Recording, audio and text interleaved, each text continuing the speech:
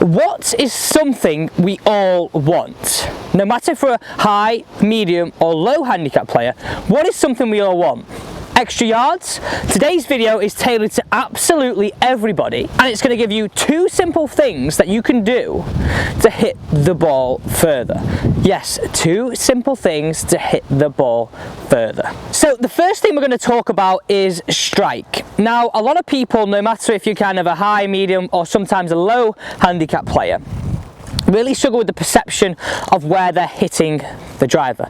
And if we had a launch monitor, this would be kind of a number which would be called smash factor, which is a combination of your ball speed and your club head speed to tell you how efficient you are. So the more efficient we are, the more we hit it out the potential sweet spot, and therefore the further the ball goes. So my first point about this is that I think a lot of people don't actually know where they're striking it on the face, and I could bet a lot of people are scattered. So sometimes out the heel, sometimes out the toe. 1, sacrificing shape and ball flight, but 2, distance.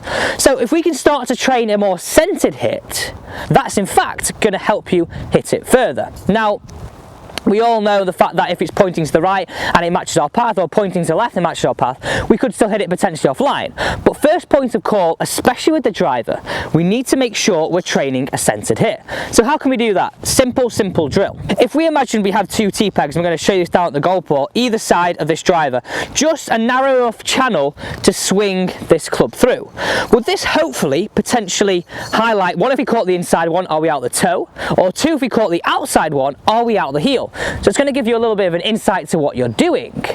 Also, other ways to do this are face tape or foot spray. This always highlights it, but my face here, milled face, really simple, shows up really easily.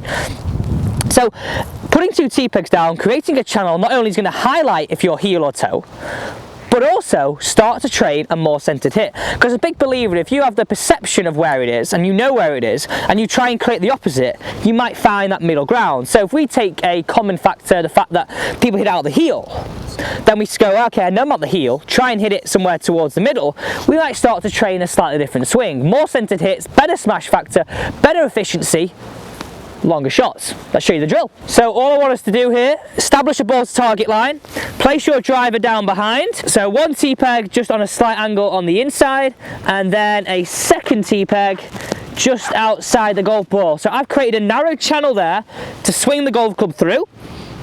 Firstly, establish a ball to target line, and now I can start to train a more centered hit. Okay, time to test myself. Okay, a little bit nervous about this. Time to test myself. Can I actually hit out the middle? So point number 1, we need to make sure we're training a centered strike. There we go.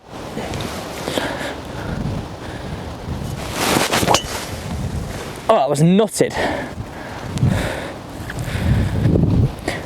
Just right of middle. I'm going to show you this now. No T-pegs hit. Happy with that. So if we look closely here, I've got a ball mark in this area. So straight away, I know I'm a little bit, well, I'm going to not be picky. If that's out in the golf course, that's out the middle.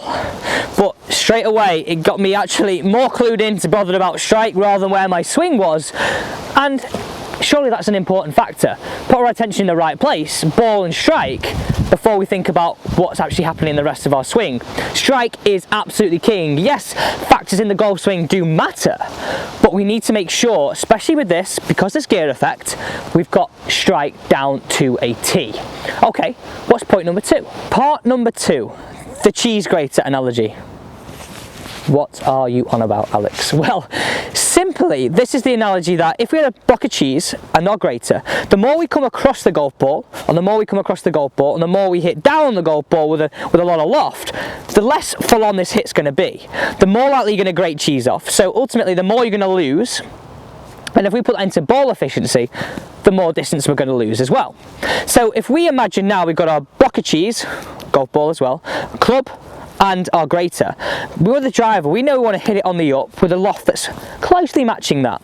Okay, so if we can be around that and with the loft a bit more than that, that's going to help us launch the golf ball. Very often, I'm one of them people, I hit down the golf ball with a little bit of loft, not making it as efficient. So if we can hit up on the golf ball with a little bit of loft, that's going to help us turn this spin loft from this way to this way bit of a better launch, more distance, and all you need for this is 3 tee pegs. Well, 4 in general, tee one up, and then 3 others to give you a good illusion for what we're trying to do. So ultimately and simply, the cheese grater analogy is, we don't want to grate the cheese, which is kind of counteracting what you want to do with a cheese grater, but that's my analogy. And we want to feel like we're getting more of a full-on hit. So how can we do that with 3 tee pegs on the ground? So if we look down the ground here, we've got 3 tee pegs, 1 in the ground, 1 progressively higher, 1 higher, and then the ball that we're teeing up. So we're talking about really feeling that our bottom of the arc happens before the golf ball, quite over exaggerated, but we get a feeling of this being a more full-on hit rather than a hit that we hit down on the golf ball with a lot of loft.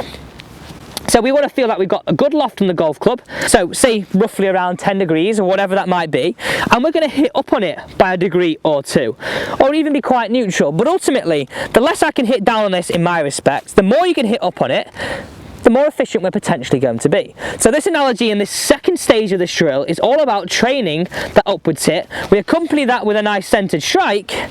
We're going to hit the ball further no matter who we are. Okay, so it's now time to put this to the test. And I love this drill because it gives me a good perception of that feeling of the bottom of the arc having before the golf ball, working this golf club up the tee peg, up into the golf ball, allowing me to hit a really nice efficient strike. So if we summarise the video before I hit this shot and we say, one, we're looking at creating a better, more centered strike, can be more efficient down at the golf ball.